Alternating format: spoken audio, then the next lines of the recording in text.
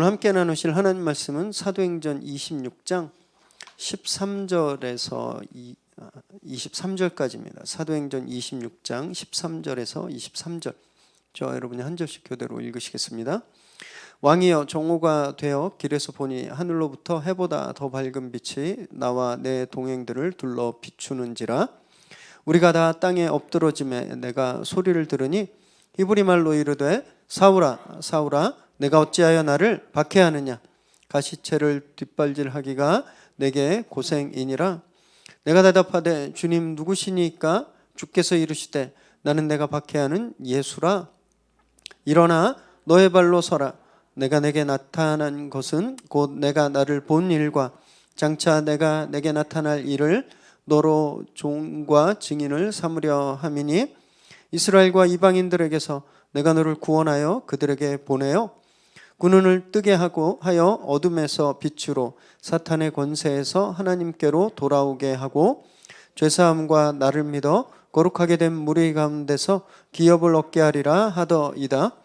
아그리빠 왕이여, 그러므로 하늘에서 보이신 것을 내가 거스르지 아니하고 먼저 다메섹과 예루살렘에 있는 사람과 유대 온 땅과 이방인에게까지 회개하고 하나님께로 돌아와서 회개에 합당한 일을 하라 전함으로 유대인들이 성전에서 나를 잡아 죽이고자 하였으나 하나님의 도우심을 받아 내가 오늘까지 서서 높고 낮은 사람 앞에서 증언하는 것은 선지자들과 모세가 반드시 되리라고 말한 것밖에 없으니 함께 읽습니다. 곧 그리스도가 고난을 받으실 것과 죽은 자 가운데서 먼저 다시 살아나사 이스라엘과 이방인들에게 빛을 전하시리라 함이니이다 하니라. 아멘. 오늘 우리에게 주시는 하나님의 말씀입니다.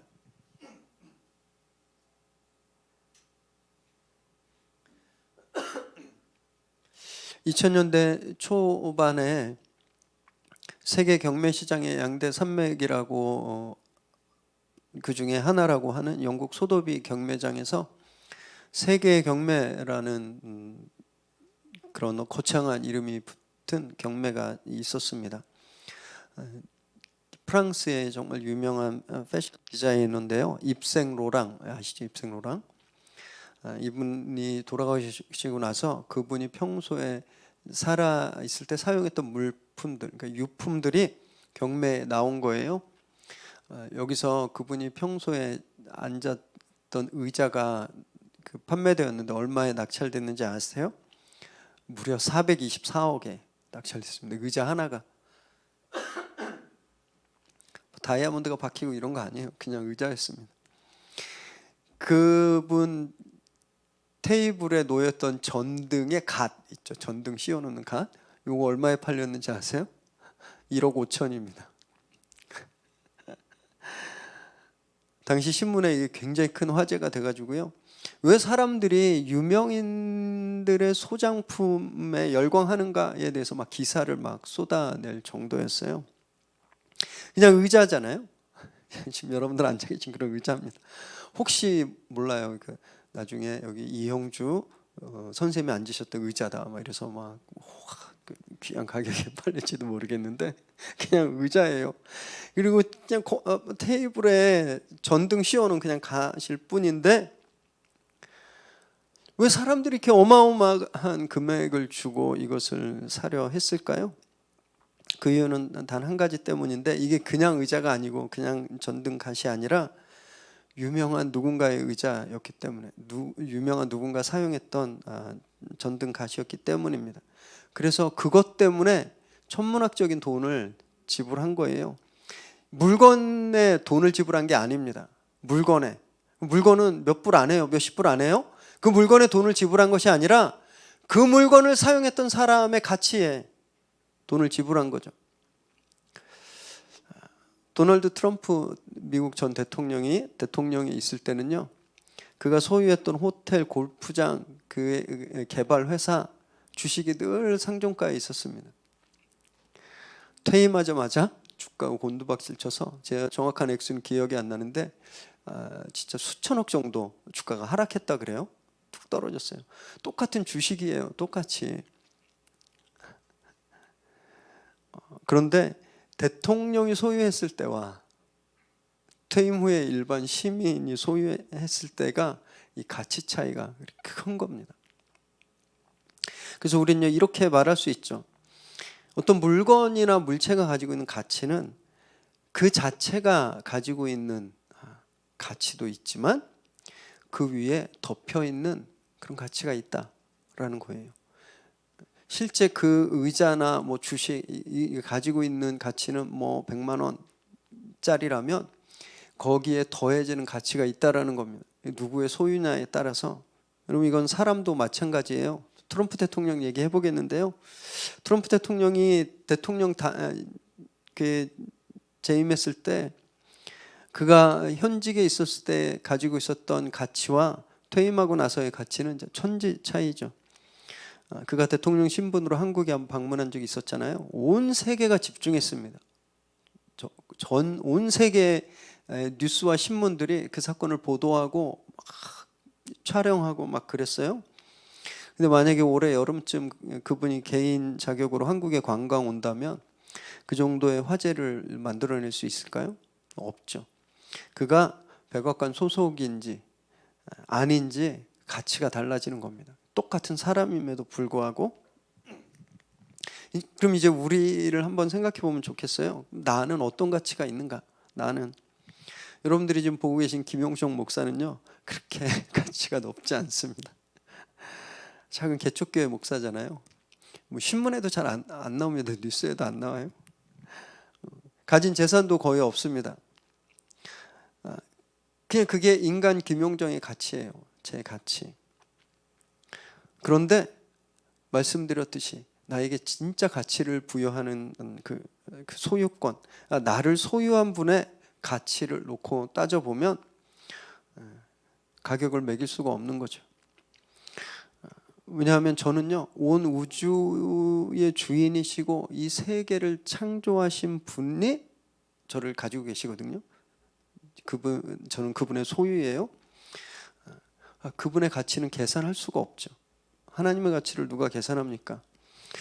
세계 최고의 슈퍼컴퓨터인 IBM의 서밋으로 계산해도 안 나옵니다. 그 가치가 어마어마한 거예요. 내가 개인일 땐 나의 가치는 진짜 미천합니다. 그냥 생각하면 초라할 정도로. 그런데 제가 내 삶의 주인을 하나님으로 고백하는 순간, 그분이 내 삶의 주인이 되는 순간, 그분이 나를 소유하는 순간 그분의 가치가 저에게 임하는 거예요. 몇 푼 안 되는 전등 쪼가리가 1억이 넘게 그렇게 가치가 뛰는 것처럼 하나님이 나를 소유하는 순간 내 가치는요, 순식간에 계산 불가능한 그런 가격이 매겨지게 되는 겁니다. 이것이 하나님의 뜻이에요. 죄의 소유가 되었던 사람들이, 그래서 가치라고는 찾아볼 수 없었던, 무가치하고 무의미하고 아무 의미가 없던 그런 인생들이 하나님의 소유가 되는 거죠. 그래서 우주에서 가장 존귀한 존재가 되는 것, 이것이 우리를 향한 하나님의 뜻입니다. 바울이 이걸 분명히 알았습니다. 바울이. 그래서 오늘 본문에 보면요, 그는 자기가 내가 누구의 소유인지 분명히 아주 명확하게 밝히고 있어요. 그리고 자기가 그런 하나님의 뜻을 정말 최선을 다해 지켰다고 고백합니다. 말씀을 나누실 때 나를 향한 하나님의 뜻, 그래서 우리가 좀 다시 한번 분명히 깨닫고 또 이제 그 뜻에 순종하는 그런 결단이 있으시게 되기를 바랍니다. 13절 읽습니다. 시작. 왕이여 정오가 되어 길에서 보니 하늘로부터 해보다 더 밝은 빛이 나와 내 동행들을 둘러 비추는지라. 지난주 본문에서 바울은 이 로마 총독 베스도의 비겁한 처세술 때문에 또 한 번 똑같은 재판을 받게 되죠. 유다왕 헤롯 아그리파 2세 앞에서 이 재판을 받게 됩니다. 굉장히 지혜롭고 정중하고 매너 있게 변론을 시작해요. 짜증날만 한데 지금 몇 번째인지 모르잖아요. 2년 동안 갇혀 있는 것도 억울한데 또 똑같은 말을 해야 되니까 짜증날 법도 한데 전혀 그런 기색이 없습니다. 이제 매너 있고 정중한 표현으로 이 재판을 시작해요. 지혜롭게 변론을 시작합니다. 헤롯에 대해서 정중하게 인사했고 또 자기의 배경에 대해서 차근차근 설명합니다. 그리고 나서 이제 바울은요, 자신이 체험한 특별한 사건을 증거합니다. 자기가 경험한 사건을 산헤드린 공회에서 공식 체포영장을 받아서 다메섹으로 가던 중에 정오의 한낮에 갑자기 하늘에서 태양보다 훨씬 밝은 빛이 자기 일행을 덮었다, 이렇게 말하고 있습니다. 바울이 얼마나 이 교회 다니는 사람들을 잡아들이는데 열심이었는지 딱 한 단어로 표현되는데 정오라는 겁니다. 정오.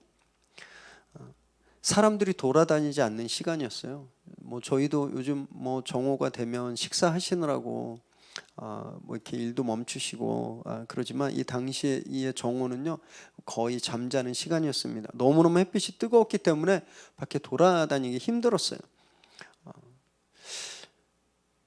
사람들이 돌아다니지 않는 시간에 햇빛이 너무 뜨거워서 그 길거리에 나서지 않는 그런 시간에도 바울이 이동할 만큼, 한낮에도 이동할 만큼 예수 믿는 사람들을 잡아들여야 되겠다는 이 열심, 그 열심이 태양보다 뜨거웠던 거죠. 그 시간에 가장 환한 태양보다 더 밝은 빛으로 주님께서 자기에게 찾아오셨다라고 말하는 겁니다. 자기가 밝은 길을, 환한 길을 걸어가고 있었다고 믿었는데 사실 자기에게 임한 빛을 보니까 자기가 걸었던 길은 환한 길이 아니었다라고 고백하는 거예요. 오히려 자기가 깊은 영적 어둠 속에 있었다라는 것을 역설적으로 지금 드러내는 겁니다. 지금도 보면요, 많은 분들이 자기가 환한 길을 걷고 있다고 착각합니다. 돈, 권력, 성공, 과학기술 같은 것들이 내 길을 환하게 비추고 있어서 아무 문제 없이 이 길을 잘 걷는다고 생각하는 거예요. 그래서 돈이 비춰지는 길을 걷고 힘과 권력의 조명을 쫓으면서 나는 되게 잘 살고 있다, 나는 행복하다, 이렇게 믿고 있습니다. 정말 큰 착각이 아닐 수 없죠. 돈이 비춰주는 길, 성공이 비춰주는 길, 권력이 이끄는 길은요, 그 끝은 멸망입니다. 예수님 오시는 날 지옥 간다, 여기까지 이렇게 멀리까지 안 가도 그냥 보시면 알잖아요. 돈을 쫓다 망한 사람들 얼마나 많습니까? 권력에 취해 살다가 몰락한 사람들 수도 없이 우리가 매일매일 보고 있습니다. 우리가 생각했던 빛이 아니에요. 그런 것들은 진짜 빛이 필요합니다. 성령의 빛이 필요한 겁니다. 태양보다 더 밝은 빛으로 바울에게 임하셨던 그 빛이, 그 성령의 빛이 우리에게 임해야 우리가 살 수 있는 겁니다. 오늘 간절히 소원하십시오. 성령의 빛이 우리를 덮게 되기를 간절히 바라시기를 바랍니다. 14절 읽습니다. 시작. 우리가 다 땅에 엎드러짐에 내가 소리를 들으니 히브리 말로 이르되 사울아 사울아 내가 어찌하여 나를 박해하느냐, 가시채를 뒷발질하기가 내게 고생이니라. 갑자기 밝은 대낮에 그것보다 훨씬 더 환한 빛이 임했으니 사람 막 충격을 받았겠죠. 그래서 세상이 끝났나? 아니면 뭐 난리가 났나? 땅에 엎드러질 수밖에 없었습니다. 그렇게 비추어 찾아오신 분이 바울을 부르시는 거죠. 사울아 사울아 네가 어찌 나를 박해하느냐? 바울은요, 자기가 들은 이 음성이 꿈이 아니라 진짜 명확한 현실이었음을 말하기 위해서 그 소리가 히브리 말이었다라고 부연 설명하고 있습니다. 뭐냐 하면 그냥 알아들을 수 없는 어떤 신비한 그런 음파나 사운드가 아니라 똑똑히 알아들을 수 있는 음성이었다라는 거예요. 왜 나를 핍박하냐? 그러면 그럴수록 소가 가시채찍을 때리면 자기만 아프듯이 너만 고생한다, 이렇게 말씀하고 있는 겁니다. 이 가시채를 뒷발질하기가라는 말은 주님이 속담 또 겸에서 가지고 오신 말인데, 이렇게 농부들이 소를 데리고 밭에 가면 이렇게 가시가 박힌 채찍으로 이제 소를 때려서 소를 모는데, 소가 가기 싫다고 계속 뒷걸음치고 막 뒷발질하면 어떨까요? 더 때리죠. 그 말 하는 겁니다. 그냥 말 잘 듣고 가면 채찍에 맞을 일이 없는데 계속 반항하니까 계속 맞는다라는 거예요. 너만 손해다, 이런 말씀을 하시는 겁니다. 주님이 얼마나 온유하신지 참 말씀을 묵상하면서 저도 많이 반성했는데, 만약에 저 같으면요 너무너무 미웠을 것 같습니다. 당신의 사랑하는 제자들을 교회를 핍박하고 죽이기까지 하고 지금도 잡아 죽이려고 가고 있잖아요. 얼마나 밉겠습니까? 얼마나. 저 같으면 내 이놈하고 그냥 한 대 콱 쥐어 박았을 텐데, 주님 여기서 바울을 욕하지 않습니다. 바울을 정죄하고 너 지옥 갈 거야, 너 그렇게 살면 죽어, 이렇게 말씀하지 않으셨어요? 당시 흔히 사용되던 격언을 사용해서 그의 어리석음을 가르쳐주고 계시잖아요. 이런 주님의 온유함이 너무너무 부럽습니다. 요즘 보면 너무 다들 그냥 거칠어지는 것 같아요. 점점 사용하는 언어도 좀 센 말들 나오고, 어른들만 그런 게 아니라 아이들도 얼마나 거친 말들을 많이 하는지 모릅니다.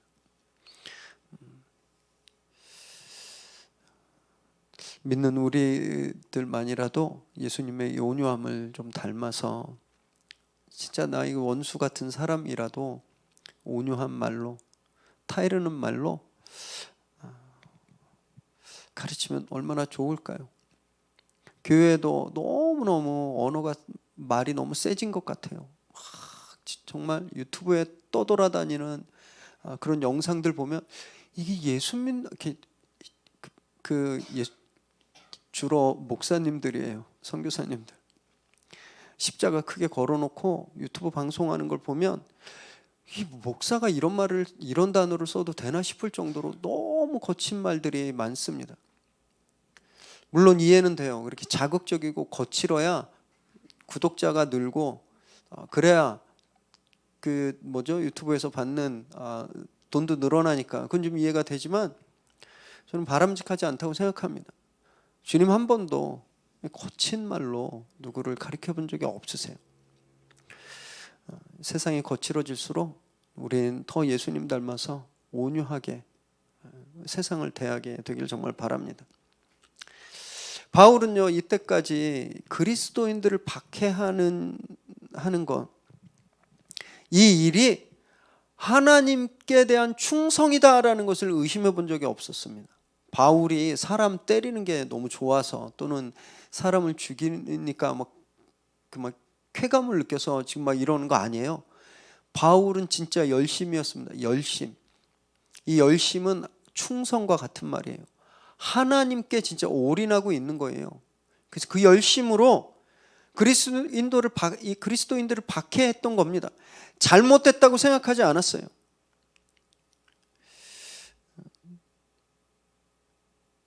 주님이 누군지 몰랐던 무지의 소치였던 거죠. 주님이 누군지 모르니까 열심히 방향이 잘못된 거예요. 그랬더니 사람을 죽이는 데까지 나아가게 되는 거죠. 열심이 중요한 거 아닙니다. 방향이 중요한 거예요. 방향이. 벽을 향해 열심히 달려가면 달려갈수록 머리만 더 크게 깨지거든요. 회사에서도 최악의 리더가 있습니다. 최악. 멍부 리더. 아세요? 멍부? 멍청한데 굉장히 부지런한 리더. 그런 리더 만나면 직원들이 엄청 고생합니다. 그냥 6시부터 나와서 막 일 시키는 거예요. 막 닥달하고 너무너무 열심히. 근데 멍청해요. 하는 일마다 안 되는 거죠. 본인만, 그 리더만 망하는 게 아니라 그 부서, 그 회사까지도 망하게 되는 겁니다. 주님 말씀대로 열심히 할수록 가시에 찔려서 아프기만 하는 거예요. 그래서 우리는요, 우리의 열심이 제대로인지 늘 확인해야 됩니다. 말씀을 놓고. 내가 누구를 비난하고 싶고, 내가 기도해 봤더니 저 사람은 진짜 저주받아야 될 사람이고, 저 사람은 진짜 안 되는 사람이고, 내가 기도했더니 그런 감동이 왔어요. 열심히 그 사람을 비난하고 모욕하고 그 사람을 막 욕하기 전에 내가 받은 감동이 올바른 건지 성경을 보고 검토해야 되는 겁니다. 말씀에 비추어서 이 방향이 올바른 것인지 반드시 검증하셔야 됩니다. 그러지 않고 무작정 열심히 달리면 머리만 깨집니다.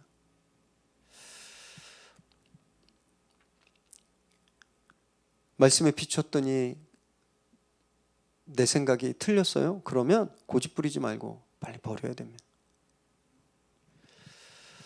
저는 저와 여러분이 우리 위례 새로운 교회 성도님들이 잘못된 열심을 빨리 버리는, 괜히 그거 미련하게 붙잡고 스스로를 망치고 또 공동체까지 망치지 않게 되기를 정말 바랍니다. 그래서 말씀이 너무너무 중요한 거예요. 그래서 말씀을 늘 읽으셔야 되는 겁니다. 우리의 열심이 말씀 위에 서게 되기를 바랍니다. 그래서 올바른 방향으로, 주님이 원하시는 방향으로 우리의 노력과 또 우리의 힘과 우리의 헌신들이 잘 사용되어지기를 정말 바랍니다. 15절 읽습니다. 시작. 내가 대답하되 주님 누구시니까? 주께서 이르시되 나는 내가 박해하는 예수라.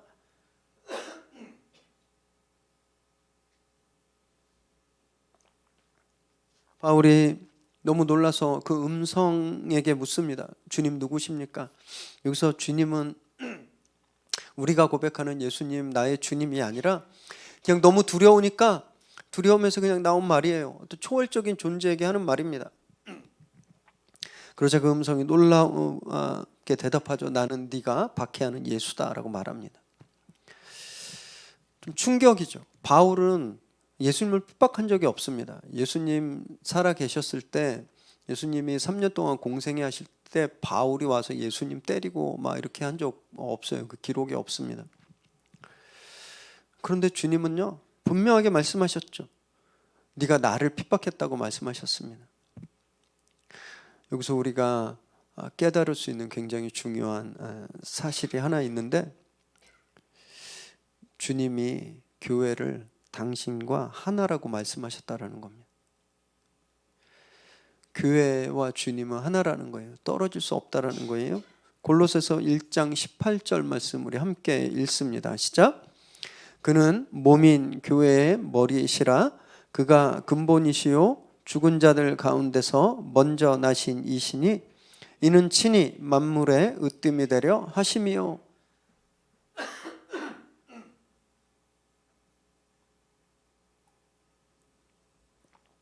주님이 교회의 머리 되시기 때문에 그렇습니다. 그 교회가 주님의 몸이기 때문에 떨어질 수 없는 운명 공동체인 거예요. 예수님과 교회가 한 몸인 겁니다. 그래서 교회를 탄압하는 바울에게 네가 왜 나를 핍박하느냐라고 말하는 거예요.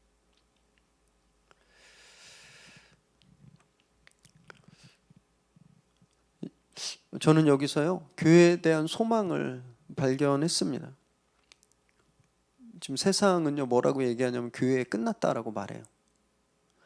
이런 교회는 필요 없다라고 말합니다. 교회 내에서도 그렇게 이야기하시는 분들 되게 많아요. 교회는 비전이 없다. 이 교회 시대는 끝났다라고 말하는 분들 계세요. 저는요, 그 말은 논리적으로 맞지 않는다 이렇게 생각이 듭니다. 왜 그런 말을 하는지는 충분히 이해되지만 그 말은 명제가 될 수 없어요. 왜냐하면요, 예수님 지금도 살아계시기 때문에 그렇습니다. 교회의 머리 되신 주님, 교회와 하나 되신 주님이 여전히 살아계시기 때문에 교회는 끝나지 않은 겁니다.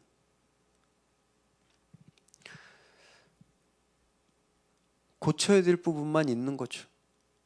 그리고 그 고쳐야 될 부분이 너무 많은 것뿐이지 그런 것들로 인해서 교회가 끝나고 교회가 뭐 수명을 다하고 교회 폐기해야 되고 이런 거 아니다라는 거예요. 교회가 복음서에서 증거하고 있는 예수님을 닮기보다는 세상을 닮아가고 있다면 그걸 고쳐야죠.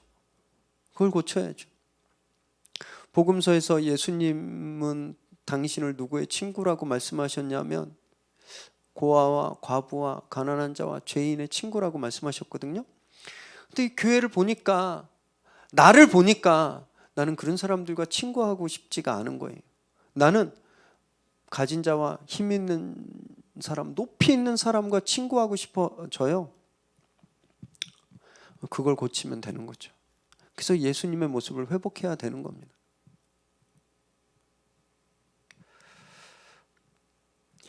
내가 그렇다고 해서 교회들이 그렇게 간다고 해서 교회 필요 없다, 교회 끝났다 이렇게 할 수 없다라는 겁니다. 몸이 병들었으면 고쳐야죠. 그렇지 않으세요? 이렇게 건강하시다가 몸에 이상이 생기면 그냥 몸을 갈아버리시나요? 아니면 그냥 끝내버리세요? 병원 가시잖아요. 가서 진료받고 회복하려고 조심하고 생활 습관을 바꾸고 노력하시잖아요. 똑같습니다. 몸이 병들어 있으면 고치려고 노력해야 되는 거예요. 갖다 버리는 게 아니라. 교회를 품고 기도하면 좋겠습니다. 이 시대에 거짓에 사로잡혀 있고 성공주의와 번영신학이 막 교회를 어지럽히고 있는, 막 갉아먹고 있는 교회를 붙들고요, 성령께서 고쳐주시기를 정말 날마다 기도하면 너무너무 좋겠습니다. 16절에서 18절까지 우리 함께 읽습니다. 시작. 일어나 너의 발로 서라. 내가 내게 나타난 것은 곧 내가 나를 본 일과 장차 내가 내게 나타날 일에 너로 종과 증인을 삼으려 함이니 이스라엘과 이방인들에게서 내가 너를 구원하여 그들에게 보내어 그 눈을 뜨게 하여 어둠에서 빛으로 사탄의 권세에서 하나님께로 돌아오게 하고 죄사함과 나를 믿어 거룩하게 된 무리 가운데서 기업을 얻게 하리라 하더이다. 그리고 나서 주님이 자기에게 주신 사명을 증거합니다. 바울에게 일어나라고 명령하셨어요. 이 명령은요, 1차적으로 좀 엎드려 있으니까 일어나란 말도 되지만 영적으로 굉장히 의미 있는 명령입니다. 구약에 하나님께서 선지자들을, 예언자들을 세우실 때 일어나라고 하셨어요. 또 주님이 제자들을 사도로 임명하실 때 불러 세우셨습니다. 지금 똑같은 명령을 주님이 바울에게 하고 있는 거죠. 그를 사도로 세우신 겁니다. 이 경험이, 이 메시지가, 예수님께서 하신 이 명령이 바울을 사도되게 했어요. 그래서 바울은요, 초대교회에서 거의 왕따 당하는 분이었거든요. 왜냐하면 예루살렘에 이제 처음부터 모였던 전통적인 유대교 교인들의 상당수가 바울이 사도라는 것을 인정하지 않았습니다. 실제로 그래서 예루살렘에서 교인들이 이방 교회에 가서 바울은 사도가 아니다라고까지 막 이야기했어요. 그런 기록들이 바울 서신에 다 남아 있습니다. 그럼에도 불구하고 바울이 나는 사도다, 나는 이방인을 위해서 세워진 사도다라고 당당하게 말할 수 있는 근거가 바로 이겁니다. 주님께서 그를 불러 세우셨다라는 거예요. 이방인을 위해서. 자기 사명문이에요. 그 이야기를 하는 겁니다. 너를 종과 증인으로 삼아서 이스라엘과 이방인들에게 그들을 구원하기 위해서 그들의 눈을 떠서 어둠에서 빛으로 사탄의 세력에서 하나님 앞으로 돌아오게 해서 구원받게 하려고 내가 너를 사용하겠다라고 예수님이 말씀하셨다라는 겁니다.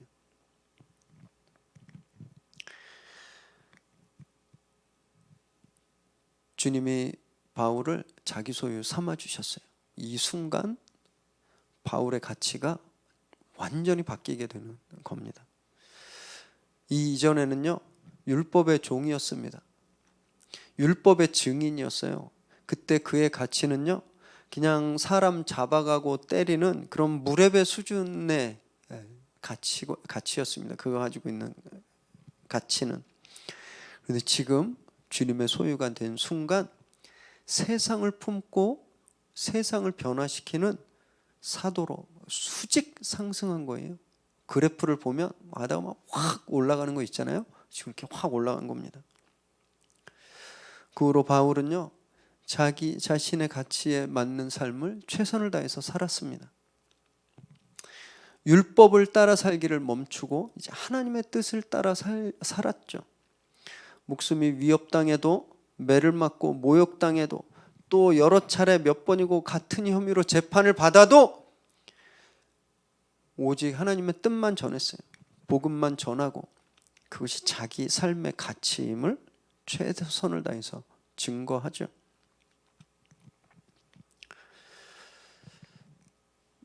바울을 당신의 종으로 또 증인으로 부르신 주님은요, 여기 계신 우리 성도님들, 저를 포함해서 우리 모두를 똑같이 당신의 종으로 증인으로 부르셨습니다. 교회를 뜻하는 단어가 몇 가지 있는데 그 중에 하나가 에클레시아라는 단어입니다. 이게 무슨 뜻이냐면 부름받아 세워진 공동체예요. 저기 있었는데 부른 겁니다. 김용정 일로 와, 장수정 일로 와, 다니엘 일로 와, 이렇게 주님 부르셨다라는 거예요. 그래서 에클레시아, 그래서 만든 공동체입니다. 그게 교회예요. 주님이 바울을 부르셨죠. 사울아 사울아, 내가 너를 이방인을 위한 사도로 세우겠다라고 부르셨잖아요. 그것처럼 그냥 저 동네에서 잘 놀고 있는데 주님이 우리를 부르신 겁니다. 우리는 예수님의 종이고 증인이라는 거예요.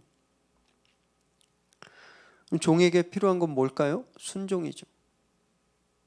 종은 자기 의지가 없어요. 주인이 시키는 대로 해야 되는 겁니다. 증인은 뭘까요? 법정에서 거짓말로 위증하면 큰 벌 받습니다. 증인은 자기가 본 것만, 진실만 이야기하는 사람이 증인이에요. 주님이 우리를 그렇게 하시려고 부르셨어요.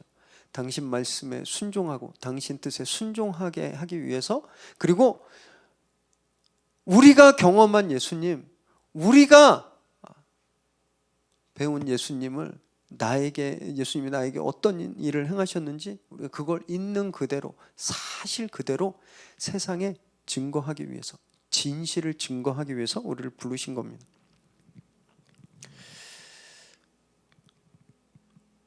그럼 이제 생각해 봐야 되는 겁니다. 난 누구 말을 듣고 살고 있나 생각해 보셔야 되는 거예요. 지난 한 주간을 한번 좀 돌아보시기 바라요.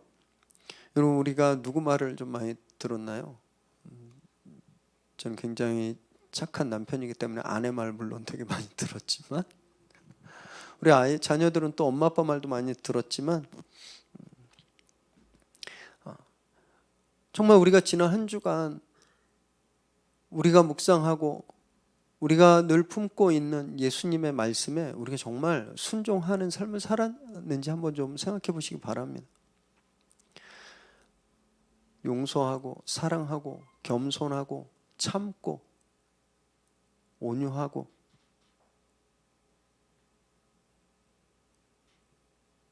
절망하지 말고 소망을 품고 그 나라를 기다리라고 하시는 그 말씀에 정말 우리가 순종하고 있나요? 그랬습니까? 가서 복음을 전하고 가르쳐 제자 삼으라고 말씀하셨는데 우리 그 말씀에 순종하고 있나요?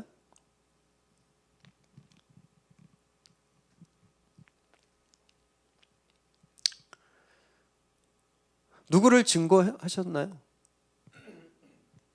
우리 지난주에 우리가 대변한 그 존재는, 그 대상은 누구입니까? 예수님의 어떤 분인지 우리가 그것을 증거했나요? 우리 예수님의 증인으로 사셨나요? 아니면 여기에 투자하면 성공해, 되게 반성되는데, 이 운동하면 건강해져, 이렇게 하면 삶이 행복해져, 여러분 우리 이런 거 증거하고 있지 않나요? 분명히 우리도 바울처럼 부름받아서 세워진 교회고 주님의 종이고 주님의 증인인데, 우리 삶을 보면 예수님의 종, 예수님의 증인이라기보다는 세상의 좋은 것들의 종일 때가 많고요, 세상의 좋은 것들을 증거할 때가 너무너무 많다라는 겁니다.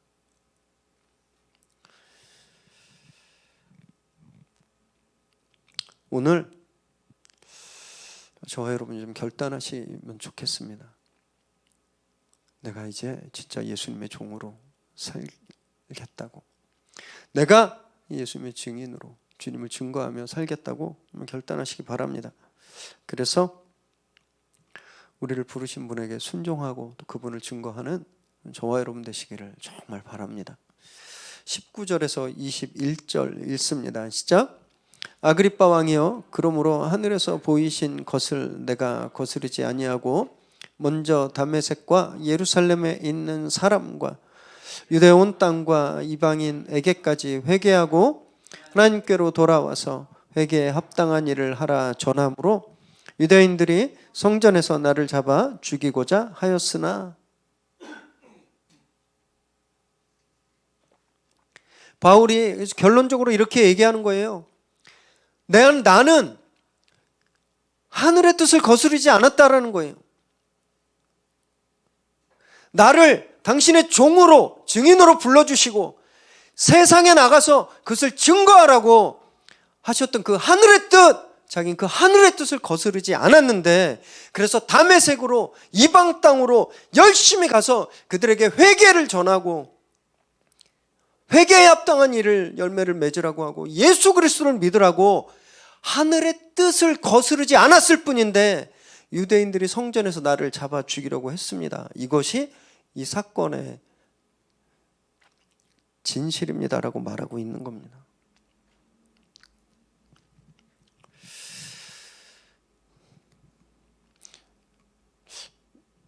여기에서 이 믿음 생활에 참 딜레마가 있는데요, 우리는 하나님 뜻에 순종하잖아요. 복 받을 거라고 생각합니다. 기도하시다 갑자기 하나님의 어떤 음성을 탁 들어요. 그러면 나 이 일 잘 풀릴 거라고 생각합니다.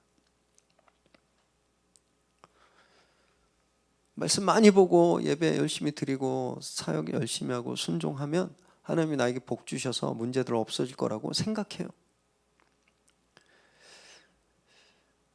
그랬으면 바울이 이런 꼴 안 당하지 않았을까요? 우리가 생각하는 대로 하나님이 바울에게 그렇게 하셨으면 바울은 아마 아마존 같은 어마어마한 대기업 CEO가 되지 않았을까요? 그런데 실제는 그렇지 않다라는 겁니다. 하늘을 거스르지 않고 하늘의 뜻에 순종하니까 자기에게 죽을 위기가 온 거예요. 자기 목숨이 위태로워진 겁니다. 왜냐하면 땅의 뜻은요 늘 하늘의 뜻에 반대하기 때문에 그래요. 하늘의 뜻을 공격하기 때문에. 그래서 하늘을 거스르지 않으려면 반드시 땅을 거스러야 하는 겁니다. 엄청난 압력이 있어요. 이렇게 막 장마에 시냇물이 막 불어나면 지나가기 굉장히 힘들죠. 왜냐하면 막 물살이 너무 세니까 그걸 이겨내려면 압력이 있잖아요. 세상을 거슬러 산다라는 것이 그겁니다. 하늘을 거스르지 않기 위해서 살면 세상을 거스를 수밖에 없는데, 그럼 온몸으로 그 거대한 압력을 막 맞받아야 되는 거예요. 바울의 삶이 그랬죠. 매 맞았습니다. 테러 위험에 여러 번 시달리고 죽을 뻔하고 죄가 없는 걸 다 아는데도 2년간 지금 갇혀 있고 몇 번씩이나 같은 내용으로 재판을 받고 있는 겁니다. 바울이 땅을 거스르지 않았으면 이런 일이 일어날 이유가 없었어요. 얼마나 편했을까요? 적당히 타협하고 유대 리더십들과 호흡을 맞추고 또 로마 관료들과 보폭을 맞췄으면요 굉장히 크게 성공했을 겁니다. 너무너무 똑똑한 사람이고 너무너무 재주가 많은 분이었기 때문에 어쩌면 브리스길라와 아굴라와 함께 세계 최대 천막 회사 만들어가지고 아시아에 수출도 하고 그랬을 거예요. 그렇게 하지 않았기 때문에 그걸 거스르고 하나님 뜻에 순종했기 때문에 이런 일들을 당하고 있는 거죠. 여러분, 고난을 저주라고 생각하지 마시기 바라요. 어쩌면요 이 고난은요 우리 신앙의 바로미터일 수 있습니다. 내가 진짜 제대로 믿음 생활을 하고 있구나 안 하고 있구나를 고난으로 알 수 있을 거기 때문에 그렇습니다.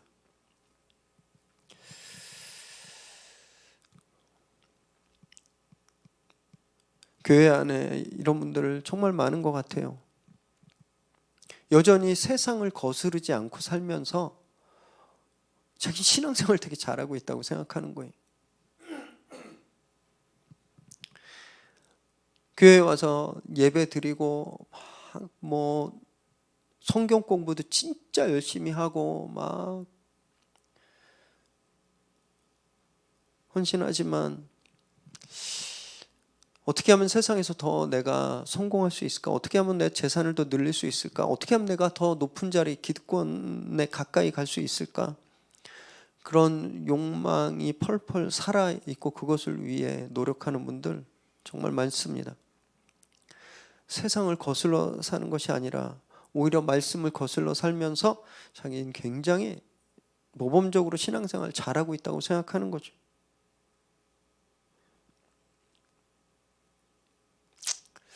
너무너무 안타깝습니다.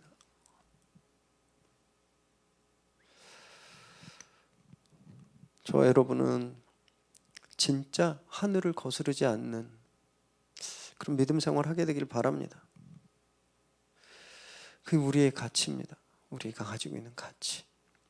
예수님이 나를 소유 삼아 주셨을 때 나에게 임하는 그 거룩한 가치, 여러분 그건요 겨우 저 따위 저런 막대 먹은 세상과 바꿀 만한 그런 값어치 없는 게 아닙니다.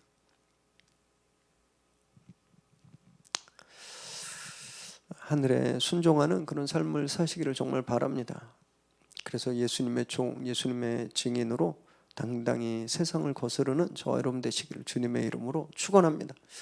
22절 23절 읽습니다. 시작.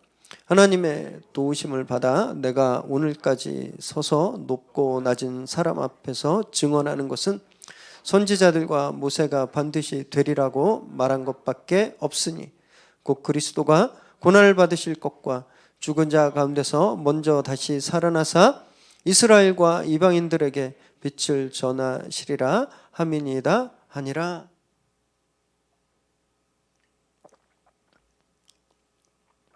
세상을 거슬러 살 때 왔던 수많은 위기들 하나님의 도우심으로 자기는 안전할 수 있었다라고 말하는 거죠. 그래서 지금까지 높은 사람, 낮은 사람 할 거 없이 누구 앞에서든 성경이 말한 대로 예수 그리스도를 증거했다라는 거예요. 그분이 죽으시고 다시 살아나셨다.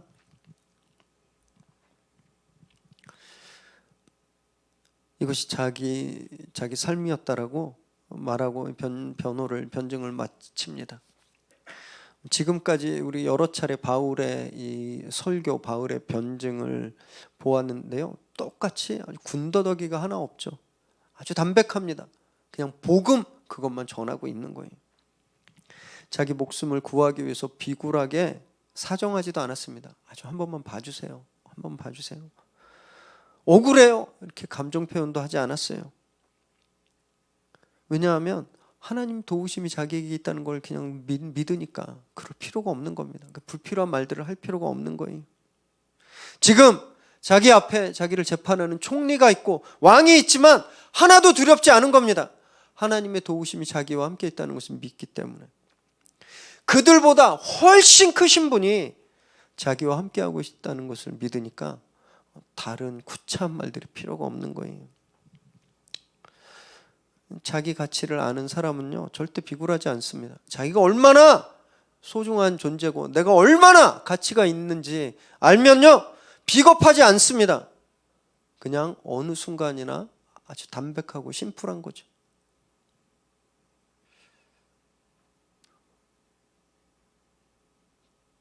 정말 이 세상과 비교할 수 없는 크신 분이 우리와 함께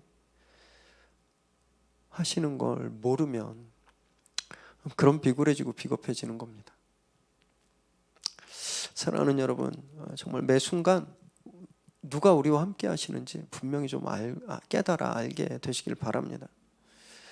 이 세상을 만드시고 다스리는 그 하나님께서 우리와 함께 하심을 꼭 믿으시기 바라요. 그분이 나를 소유하셨다라는 것을 잊지 마시기 바랍니다. 그래서 우린 그만큼 소중한 존재인 것을, 우리 가치가 이 세상보다 훨씬 크다라는 것을 꼭 기억하시기 바랍니다. 두려움 없이 세상을 거슬러 살기를 결단하시면 좋겠어요. 그렇게 하늘에 순종하는 강한 예수 그리스도의 증인으로 사는 저와 여러분 되시기를 주님의 이름으로 축원합니다.